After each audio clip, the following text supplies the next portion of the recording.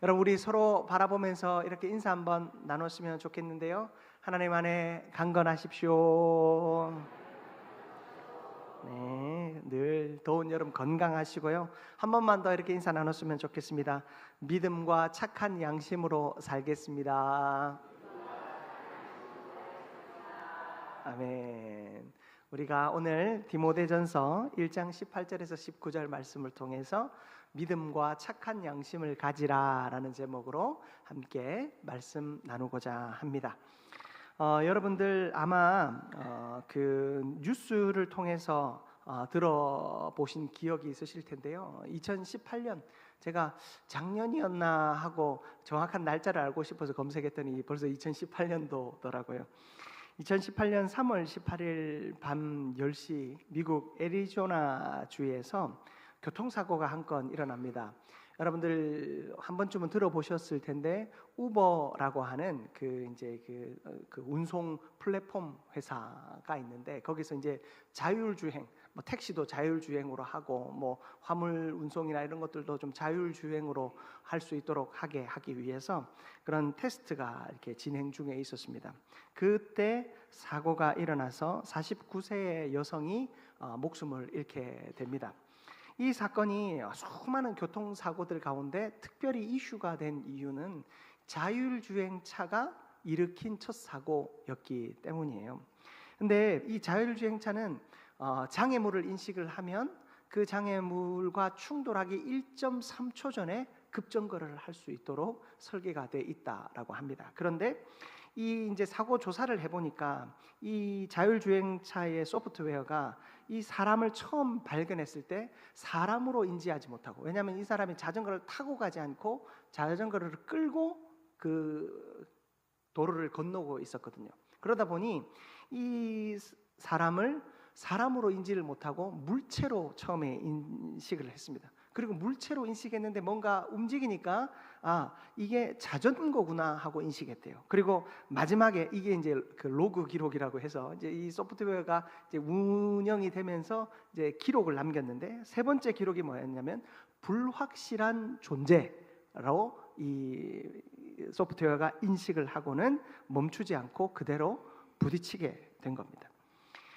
여기에서 많은 이제 논쟁들이 일어나기 시작합니다. 안 그래도 이 자율주행차가 일으킬 수 있는 사고에 대해서 많이 걱정을 했잖아요. 사람이 운전하지 않고 기계는 오류가 있을 수 있으니까. 그러나 더 큰 문제는 뭐냐면 이 자율주행차가 인공지능을 탑재하면서 이 인공지능이 과연 사람과 같이 판단할 수 있을 것인가에 대한 고민을 하는 거예요. 뭐 그런 가정들 한 번쯤은 들어보셨을 겁니다. 이게 좌로 우로 어떤 공간도 없습니다. 딱 두 가지의 선택지가 있는데 한쪽으로는 버스에 한 30명이 타고 있는 버스와 충돌해서 그 버스가 벼랑으로 떨어질 수 있는 가능성. 또 하나의 가능성은 옆으로 피했을 때 한 사람을 칠 수 있는 가능성. 또 하나의 가능성이 있죠. 절벽으로 혼자 이 차가 떨어질 수 있는 가능성.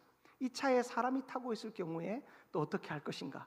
여러분, 이 일에 대해서 인공지능이 과연 판단할 수 있을 것인가? 30명의 사람을 구할 것인가? 1명의 사람을 구할 것인가? 아니면 자기가 희생할 것인가? 그리고 이 버스에 부딪혔을 때 과연 이 버스에 사람이 죽지 않고 버스만 다치면 사람이 죽지 않으니까 버스로 부딪힐 것인가? 아니면 한 사람만 희생시킬 것인가?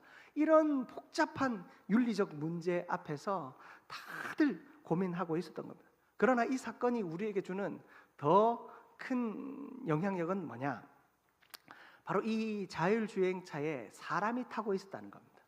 사람이 이제 백업 요원이라고 해서 차가 정상적으로 작동되어지지 않을 때 사람이 직접 제동을 하든지 핸들을 꺾든지 하는 그 역할을 하기 위해서 완전 자율주행차지만 사람이 타고 있었어요.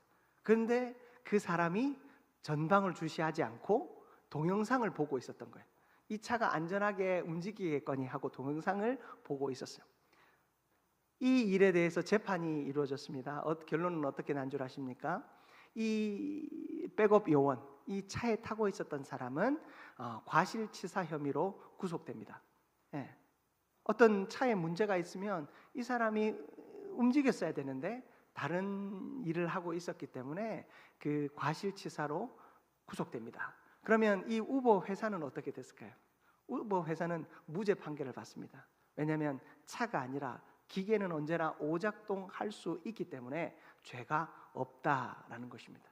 여기에서 이 자율주행차, 특별히 이 인공지능이 과연 이 인공지능의 도덕성을 요구할 수 있을 것인가, 또 양심을 요구할 수 있을 것인가에 대한 논의들이 아직도 사실은 일어나고 있는 것을 봅니다. 여러분, 우리가 도덕적인 판단과 양심적인 행동을 한다라는 것은 생각보다 어려운 일입니다. 여러분, 그렇지 않습니까? 우리가 살아가면서 양심적으로 살아간다라는 말을 하기가 참 어렵습니다. 뭐 아이들끼리 노는 거 이렇게 지켜보면 자기들끼리 말하는데 뭔가 예를 들어 집에 맛있는 간식이 있다고 칩시다. 저희 집 얘기는 아닙니다. 간식이 있는데 형제들이 서로 그 간식을 공평하게 먹어야 되는데 맛있는 간식을 누가 먼저 먹었다는 거예요. 그러면 그걸 먹지 못한 사람이 화가 나서 네가 양심이 있냐 없냐부터 이제 논쟁이 일어나는 모습을 제가 심심찮게, 저희 집은 아니고요, 봅니다. 그런데 우리가 그런 어떻게 보면 사소한 작은 일에서부터 그런 양심에 대한 논쟁이 일어나고, 사실 우리가 경제 활동들을 하고 사회생활들을 하면서 그런 양심에 대한 논쟁들이 너무나도 많이 일어나요. 양심대로 판단하고 양심대로 살아가는 거 참으로 어려운 일입니다. 그런데 신앙생활을 하기 위해 교회에 모인 우리에게 성경은 하나의 더 큰 짐을 지웁니다. 뭐냐면 이 양심 위에 뭘 얹습니까? 믿음이라는 걸 얹는 거예요. 그러면 신앙생활이 참 어렵다라고 이야기합니다. 세상에서 양심껏 살아가는 것도 힘이 든데 믿음 안에 살아가라고 하니 그 믿음을 지키며 살아가는 것은 더 어렵고 힘이 든다라고 사람들이 이야기합니다.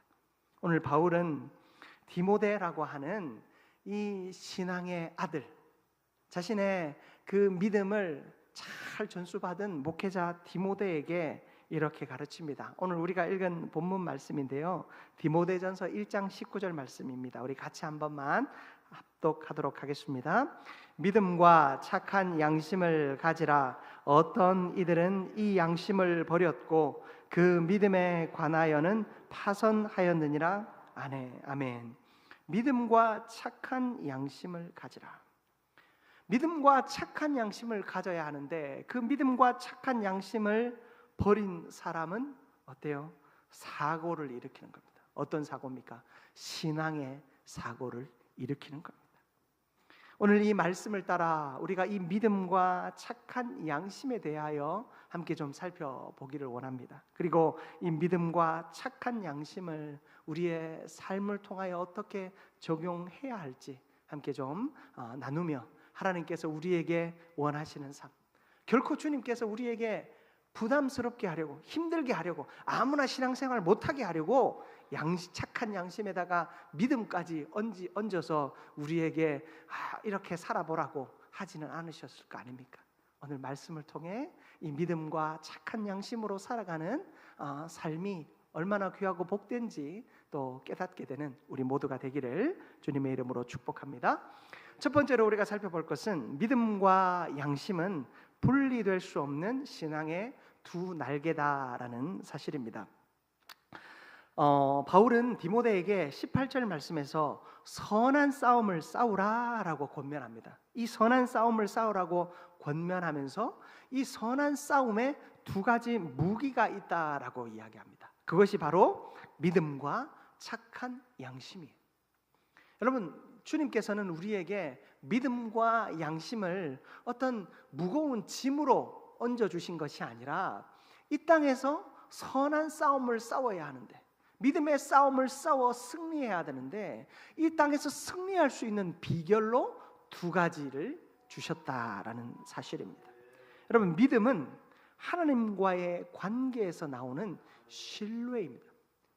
하나님이 나의 주인이시고 나의 창조주이시므로 하나님의 나의 삶을 선하게 이끄실 것이다 라고 하는 확신, 그 신뢰, 그것이 믿음이죠.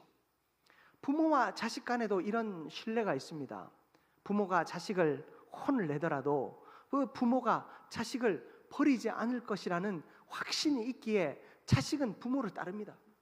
물론 그것을 악용하여서 학대하는 부모들이 있어서 너무나도 참 가슴이 아프지만, 일반적인 사람이라면 부모는 자식을 버리지 않을 것이라고 하는 그런 신뢰가 있기 때문에, 자식은 때로는 부모님이 나에게 혼을 내고 나를 향해서 인격적으로 때로는 상처가 될 만한 말을 하더라도 자녀는 부모를 향한 신뢰를 잃지 않습니다.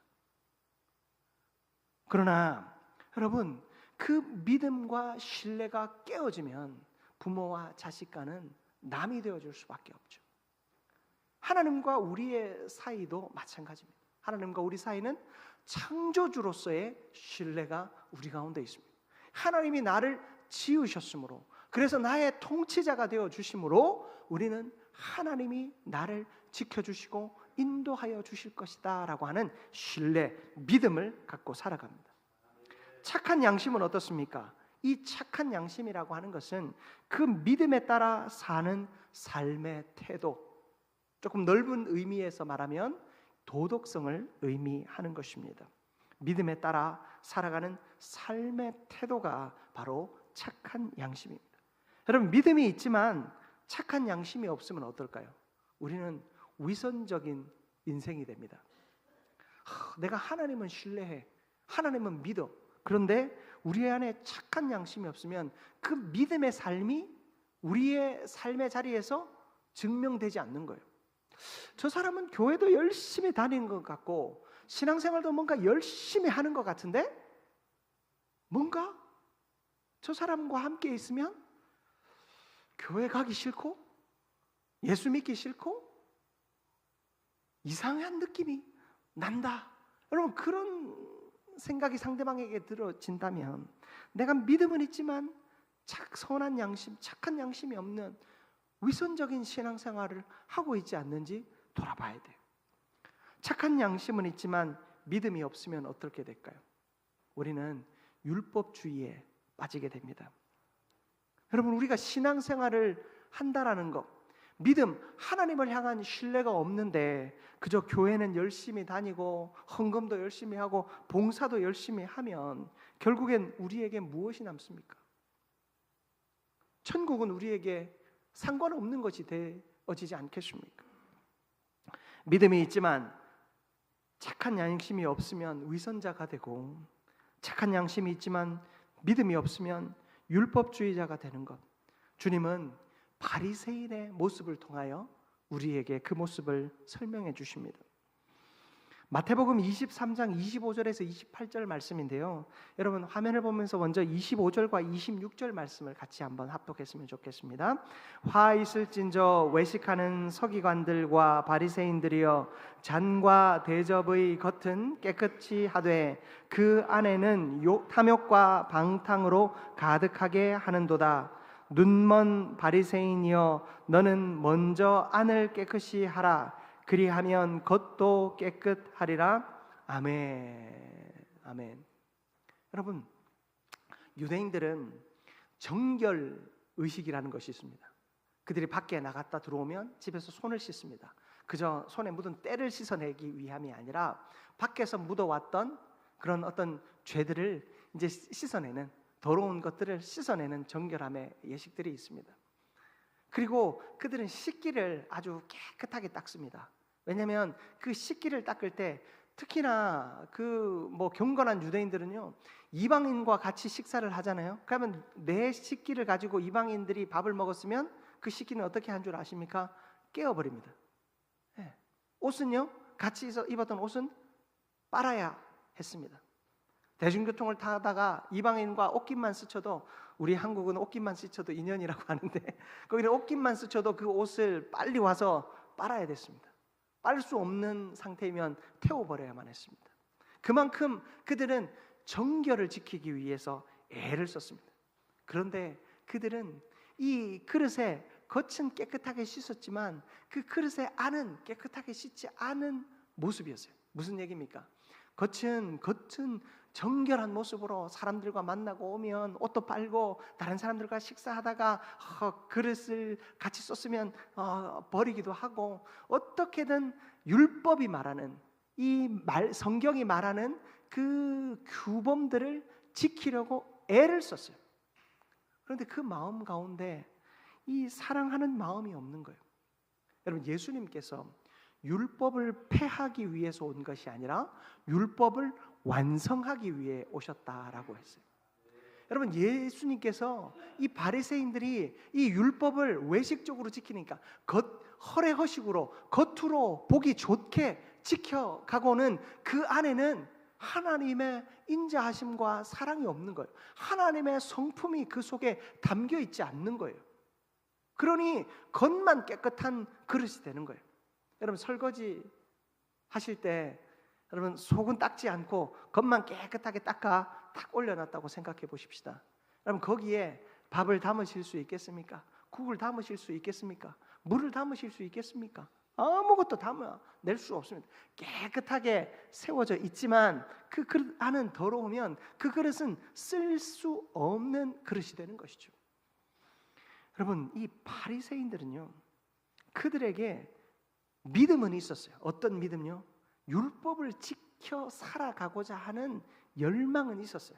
그런데 그 안에 선한 양심, 예수 그리스도의 사랑이 없다 보니 그들의 인생 가운데, 그들의 삶의 자리 가운데, 그들의 봉사의 영역 가운데 어느 누구도 담을 수가 없는 거예요. 위선적인 존재가 되어지고 있었다라는 것입니다. 마음에는 방탕과 탐욕이 가득한 인생이 되고 있었다라는 것입니다. 여러분, 예수님께서 우리 가운데 오셔서 율법을 완성시켜 주실 때 우리에게 요구하신 것이 뭐냐면 바로 선한 양심인 것입니다. 여러분, 율법, 하나님의 말씀을 말씀되게 하는 예수님의 사랑, 하나님의 그 근본적인 마음이 회복되어져야지만이 우리는 바른 신앙생활을 할 수 있습니다. 비슷한 얘기를 27절과 28절에서도 이야기하는데요, 우리 같이 한번 화면을 통해서 합독합니다. 화 있을진저 외식하는 서기관들과 바리새인들이여, 회칠한 무덤 같으니 겉으로는 아름답게 보이나 그 안에는 죽은 사람의 뼈와 모든 더러운 것이 가득하도다. 이와 같이 너희도 겉으로는 사람에게 옳게 보이되 안으로는 외식과 불법이 가득하도다. 아멘. 심지어 안이 더러운 정도가 아니라 죽은 사람의 뼈와 더러운 것이 가득하대요. 그럼 우리가 믿음을 지킨다고 하면서 믿음 없는 사람을 정죄합니다. 예를 들어 교회에 나와서 새벽마다 기도하시는 분이 있다고 치십시다. 이분들은 하루도 빠짐없이 기도하시는 분들이 계세요. 우리 교회에도 계세요. 눈이 오나 바람이 부나 비가 내리나 언제나 나와서 기도하시는 분들 계세요. 그런 분들이 기도하는데 그 마음에 선한 양심이 없다면 어떻게 될까요? 만약에 제가 하루를 빠졌다 하면 목사님이 요즘에 기도하네, 그런 마음이 자꾸 생길 수도 있어요. 우리 성도님은 그는 않지만 내 안에 하나님의 사랑이 없고 선한 양심이 없으면 그렇게 되는 거예요. 내가 열심히 교회에 와서 봉사해요. 식당에서 봉사하시는데 봉사 안 하는 사람을 보면서 왜 신앙생활을 저런 식으로 하지? 왜 봉사하지 않지? 교회는 열심히 나오면서 왜 헌신하지 않지? 정죄하기 시작하는 거예요. 나는 열심히 헌금하는데, 나는 열심히 11조 하는데 저 사람의 이름은 왜 여기에 없지? 하면서 자꾸만 정죄하기 시작합니다. 여러분, 이것은 내가 믿음이 있어서 열심히 신앙생활 하지만 우리의 마음 가운데 뭐가 채워지는 겁니다. 채워지는 겁니까? 이 방금 우리가 읽었던 참조 9절의 말씀처럼 사람의 뼈와 더러운 것들, 누군가를 끊임없이 죽이고 있다라는 겁니다. 예수님께서는 우리가 그런 그 말씀을 실천하는 삶이 그저 말씀의 조항들만 지켜가는 삶이 아니라 그 말씀을 주신 하나님의 마음을 깨달으라 우리에게 이야기해 주고 계신 것입니다. 예수님이 십자가에 달려 죽으심으로 말미암아 우리에게 율법의 진짜 정신이 무엇인지를 가르쳐 주셨어요. 율법의 진짜 정신과 율법의 진짜 마음이 예수 그리스도의 사랑임을 우리에게 보여주셨어요. 이 이야기는 삭개오의 이야기를 통해서 우리에게 잘 설명해 줍니다. 누가복음 19장 8절 말씀이에요. 누가복음 19장 8절 말씀 우리 같이 한번 합독합니다.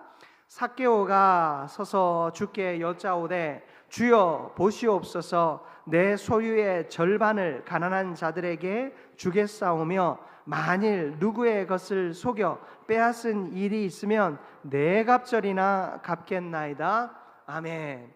여러분 이 삭개오라고 하는 사람은 세리였어요. 당시 세리는 그 사람들의 등을 쳐먹는 사람들이었죠. 나라에서는 세금을 100원을 거두라라고 하는데 이 사람은 사람들에게 1,000원, 10,000원을 걷는 겁니다. 나라에는 100원을 주고 나머지는 자기가 다 착복하는 겁니다. 그리고 세금을 내지 않는 사람을 가서 사람들을 고용해서 때리고 협박합니다. 그리고 당위성을 나라에서 시켜서 했어요 라고 이야기하는 겁니다. 자신은 아무 죄가 없다고 이야기하는 사람들이었어요. 그래서 그 삭개오라고 하는 이 세리를 향하여서 사람들은요 다 욕했어요. 그런 삭개오가 예수님을 만났을 때 이제부터 제가 예수님 따르는 제자가 되겠습니다. 주일마다 내가 교회 열심히 다니고 봉사도 열심히 하고 11조도 잘하겠습니다. 여러분 그렇게 이야기하고 끝나지 않습니다. 이 사람은 자신의 소유의 절반을 가난한 사람들에게 나눠주고 내가 남에게 착복한 것, 뺏은 것이 있으면 4배나 갚아주겠다라고 결단하고 행동합니다.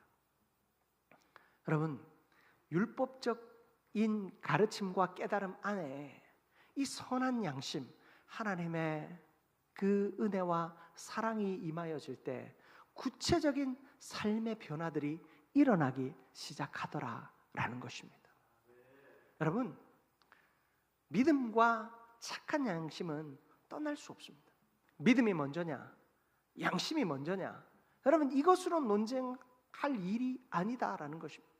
예수 그리스도를 바르게 믿는 믿음이 우리 가운데 있으면 예수 그리스도를 따라 예수 그리스도를 닮아 살아가는 삶, 착한 양심이 우리 안에서 일하기 시작하는 줄 믿습니다.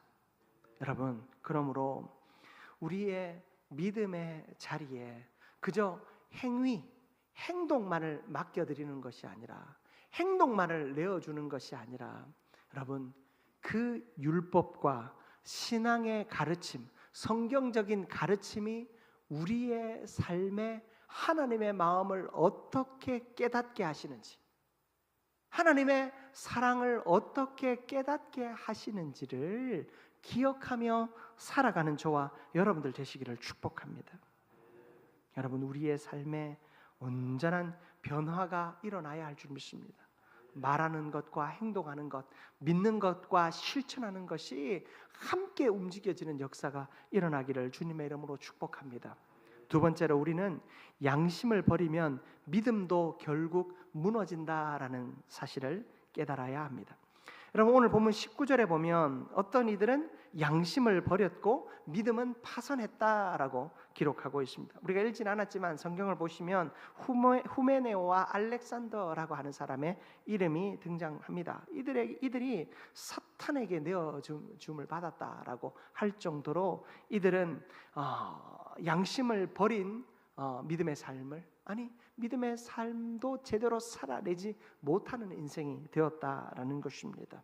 그럼 믿음은 아까 뭐라고 그랬습니까? 하나님과의 관계성 속에서 일어나는 신뢰라고 말씀드렸죠. 여러분, 그 믿음의 착한 양심은요, 우리의 어떤 도덕성 위에 하나님의 말씀의 능력이 나타나므로 우리가 하나님의 말씀에 순종할 수 있는 힘이 생기는데, 그것이 바로 착한 양심인 것입니다. 내가 말씀을 머릿속으로 생각하지 않더라도 내가 행동하는 것이 예수를 닮은 행동이 되어지는 거예요. 버렸다라고 말합니다. 뭘 버렸죠? 양심을 버렸대요. 이 버렸다라고 하는 것은 원어의 뜻을 살펴보니까 적극적으로 밀쳐내거나 거부하는 행위, 이것을 버렸다라고 번역하고 있어요. 여러분, 우리가 이 양심을 버렸다라고 할 때 적극적으로 내가 그렇게 살지 않겠다고, 믿음의 삶을 살지 않겠다고 거부하는 행동이 우리 가운데 혹 일어나고 있지는 않습니까? 말씀을 듣고 마음에 찔림이 있었는데, 살다 보면 그럴 수도 있지. 목사님이 내 인생을 잘 몰라서 그러신데, 목사님이 내 형편을 잘 몰라서 그러신데, 목사님이 내 형편, 내 인생 아시면 강단에서 저런 말씀 못 하시지 라고 하면서 내 마음의 찔림에 대하여 스스로 합리화하려 합니다. 그리고 어떤 이들은 죄에 익숙해져서, 여러분, 그냥 그 죄를 짓고 살아가는 삶이 익숙해져서 이 양심의 소리를 무디게 만듭니다. 마음에서 너 이렇게 살면 안 되지 않아? 라고 이야기하는데, 그렇지, 이러면 안 되지, 그런 마음이 생기지 않고, 에이, 다 그렇게 사는데 뭐, 다 그렇게 사는데 뭐 라고 하면서 양심의 소리를 무디게 만드는 삶을 살기도 합니다.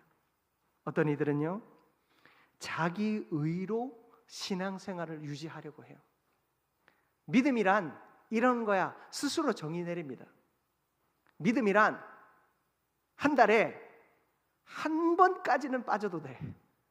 예배 한 번까지는 빠져도 지옥에는 안 갈 것 같아. 11조는 한 번, 아니지, 11조는 한 번 정도는 안 해도 돼. 하나님 앞에 봉사는 한 번 정도는 안 해도 돼. 여러분, 우리 스스로 정합니다. 몇 번까지는 구원받고 몇 번까지는 구원받지 않고, 몇 번까지는 칭찬받고 몇 번까지는 아니고. 여러분, 하나님의 말씀이 우리 가운데 하시는 그 음성에 먼저 귀를 기울이고, 그 음성이 내 마음을 향하여 두드리는 그 두드림 앞에 여러분, 내가 반응해야 돼요.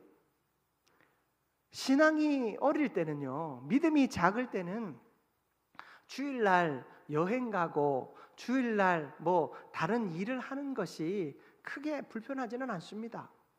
그런데 믿음 안에 살아가고자 애를 쓰다 보면 어느 순간 내 신앙의 양심에 두드리는 거예요. 하나님이 두드리세요. 옛날에는 한두 번 빠지는 거 괜찮았는데 정말 그러니? 아닌 거 아니야? 말씀하십니다. 코로나를 지나오면서 제일 큰 한국 교회의 위기가 뭔 줄 아십니까? 신앙의 기준이 느슨해지기 시작했다는 거예요. 스스로 온라인 예배도 괜찮다라고 얘기하는 거예요. 부득이한 경우, 여러분 옛날에는요, 부득이한 경우에 뭐 무슨 일이 있으면 새벽이라도 와서 예배 드리고 가려고 애를 썼잖아요. 우리 교회는 주일날 예배가 한 번입니다만은 저는 빨리 우리 교회 예배가 2번 이렇게 되었으면 좋겠어요. 여러분, 우리가 예배를 드리고 어떻게든 예배를 드리려고 애를 썼어요. 몸이 좀 아프면 그래도 내가 예배는 드려야지 해서 주 앞에 나오려고 애를 썼어요. 그런데 이 코로나를 지나면서 안 나가도 괜찮다, 방송으로 한 번쯤은 괜찮다, 여러분 그런 마음이 자꾸만 생기는 거예요. 여러분, 그런 마음이 어디까지 이끈 줄 아세요? 제가 3040 세대들을 목회했잖아요. 그 세대들이 당시에 이 코로나가 있으면서 캠핑이 너무 막 자유로워졌어요. 모이지 말라고 하니까 산으로 들로 자기들끼리 이제 나가는데, 처음에는 예배 드리고 어떻게든 가려고 애를 쓰더니 나중에는요, 이렇게 가는 차에서 이제 설교를 듣는 거예요. 그래서 계속 어떤 피드백이 들어오는지 아세요?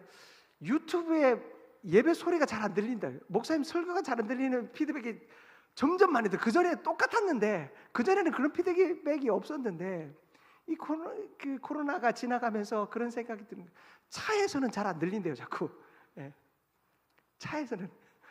여러분, 우리가 신앙의 양심을, 선한 양심을 따라 살아간다라고 하는 것은 그 말씀을 실천하는 삶 가운데, 말씀을 듣는 가운데 하나님께서, 성령께서 나를 향해서 너가 이렇게 살아도 돼? 이렇게 타협해도 돼? 이것도 진짜 괜찮은 거야? 묻는 그 질문 앞에 괜찮지 뭐 하는 것이 아니라, 그래, 내가 한 번만 더 힘을 내보자 하는 그런 결단이 나타나는 삶. 여러분, 이러한 삶이 하나님이 원하시는 삶인 것입니다. 그런데 우리가 자꾸만 양심을 버리는 거예요. 그리고 오늘 보니까 믿음이 파선하였다라고 이야기하고 있습니다. 파선이 뭐예요? 항해 중에 배가 침몰하거나 부서지는 상황이죠. 여러분, 배가 큰 풍랑을 만나면 제일 먼저 하는 일이 뭡니까? 무게를 줄이기 위해서 이 배에 있는 것을 던지잖아요. 던질 때 뭐까지 던졌다고요? 양심까지 던진 거예요. 여러분, 우리 인생이 하나님 안에서 평안하고 형통해야 하는데 때로는 위기와 어려움들을 만납니다. 육체적인 질병과 또 경제적인 어려움을 만날 때 하나님께 내가 붙들어야 할 것과 버려야 할 것이 있는데 내가 뭘 자꾸 버리기 시작합니까? 믿음을 버리기 시작하는 거예요. 하나님 앞에서 경건한 신앙의 삶을 자꾸 버리기 시작하는 거예요.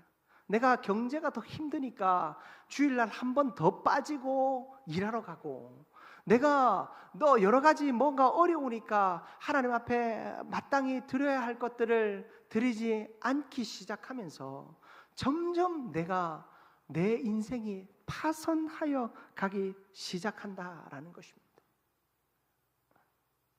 여러분, 배가 무너지면 우리는 더 이상 살아남을 수가 없지요. 배가 부서지면 우리 인생은 살아남을 수가 없습니다. 그러므로 양심을 버리면 믿음도 결국엔 무너질 수밖에 없는 것입니다. 침몰할 수밖에 없는 것입니다. 믿음이 진리 위에 세워지지 않고 양심의 조명이 없이 방치되면 결국 도덕적으로 붕괴되어질 뿐만 아니라 우리의 신앙의 좌초가 일어날 수밖에 없음을 우리는 기억해야 합니다. 그러므로 사랑하는 성도 여러분, 위기를 만났을 때 내가 무엇을 지키고 무엇을 버려야 할지 여러분 잘 판단하시기 바랍니다. 믿음을 잘 지켜야 합니다. 그래서 여러분, 우리가 성경 암송하는 이유가 뭔 줄 아십니까? 말씀을 우리가 암송하면서 내가 이 믿음을 지키기 위해서, 내 인생이 좌초할 때 말씀이 나에게 역사할 수 있도록, 말씀이 나에게 기억날 수 있도록 말씀을 우리가 자꾸 암송하자고 하는 거예요. 주일날 말씀 들으러 오는 거, 여러분 언제든지 말씀 들을 수 있다 하지만 인터넷으로 내가 말씀을 들을 때 집중하기 참 어렵잖아요. 제가 속상해요. 지금 우리 옆에서 우리 젊은이들이 예배를 드리고 있는데 아이들과 함께 상황과 환경이 어쩔 수 없지만, 그래서 제가 어쩔 수 없으면 교대로라도 좀 올라오라고 내가 그래요. 네, 하루는 아빠 올라오고 하루는 엄마 올라오고, 교대로라도 좀 올라와서 말씀을 들으라고요. 듣고 그 말씀이 나의 선한 양심을 움직일 때 내가 믿음을 배 밖으로 던지는 인생이 아니라 죄악된 인생과 불순종의 삶을 던져버리고 믿음을 지키며 이 배를, 신앙의 이 배를 지켜 살아가기를 여러분 우리가 결단해야 하지 않겠습니까? 이렇게 믿음을 지켜가는 우리 모두가 되기를 축복합니다. 제가 한 방송에서 인터뷰를 보다가 한 신앙인 CEO의 그 말이 인상적이어서 제가 한번 이렇게 기록해 둔 것이 있어요. 그 사람이 이렇게 얘기하더라고요. 믿음은 주일 예배에서만 드러나는 것이 아니라 월요일 계약서 앞에서도 드러나는 것입니다. CEO다 보니까 여러 계약들과 또 결단들을 해야 될 때가 있습니다. 그 계약 앞에서 내가 이 주일날 예배드리는 모습과 그리고 어떤 계약서를 쓰고 사업을 운영하는 이 주중의 모습이 내가 달라지지 않기 위해서, 그 두 모습이 하나 되어지기 위해서 이 사람은 애를 썼다고 그렇게 고백을 하더라고요.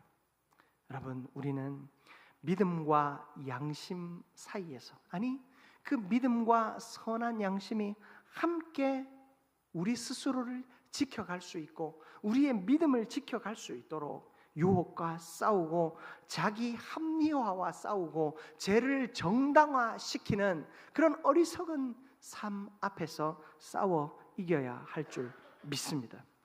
다윗은 나단 선지자가 자신의 죄를 지적할 때 시편 51편 3절에서 무릇 나는 내 죄과를 아오니 내 죄가 항상 내 앞에 있나이다.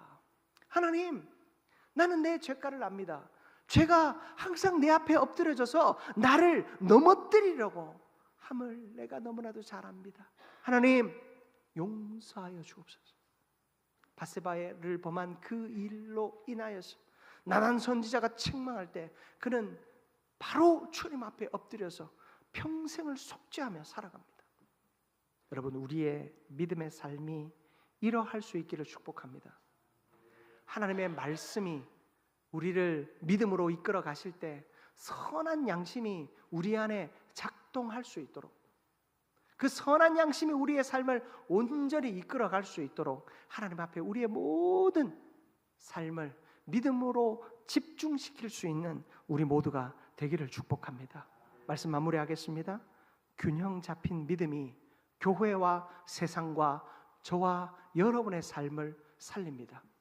결코 파선하는 배에서 믿음까지 버리는 인생이 아니라 파선하는 것 같은 배에서 믿음을 잘 지킴으로 그 배를 믿음으로 이끄시고 안전하게 이끄실 하나님의 도우심을 맛보는 인생, 그리하여서 이 세상 속에서 믿음으로 승리하는 인생 다 되시기를 주님의 이름으로 축복합니다. 사랑과 은혜가 충만하신 하나님, 너무나도 감사합니다. 믿음을 잘 지키는 우리가 되어지게 하여 주옵소서. 그러나 그 믿음을 지키기 위하여 하나님 선한 양심이 우리를 온전히 이끌어 갈 수 있도록 내 인생 온전히 하나님께 맡겨 드리게 하여 주옵소서. 예수 그리스도의 이름으로 기도드립니다. 아멘.